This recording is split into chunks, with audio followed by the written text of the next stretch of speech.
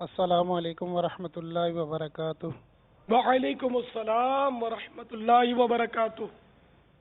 मोहम्मद बिलाल अत्तारी, मेहरवी काबीना काबीना काफिला जिम्मेदार।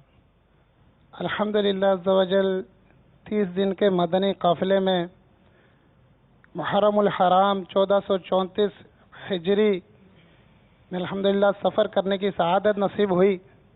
इस मदनी काफिले में मकतबतुल मदीना के रसाइल नो प्रॉफिट नो लॉस, यानी ना नफ़ा ना नुकसान पर अल्हम्दुलिल्लाह तकरीबन 40,000 के रसाइल फ़रोख्त करने की सआदत नसीब हुई। माशाअल्लाह अल्लाह। और ये इनके साथ बापा मुझे भी सफ़र की सआदत मिली। और एक शख्सियत जो थी उन्होंने ज़्यादा रसाइल वहाँ से ख़रीदे, तो साथ उन्हें घर जाने की दावत भी दी। तो हम नीयत कर ली चलें घर इनके जाते हैं। माशाल्लाह इनमें काफ़ी वो जज्बा लग रहा है, काफ़ी इनका एक जहन लग रहा है कि मुझे किताबें पढ़नी चाहिए, नेकी की दावत के काम करने चाहिए।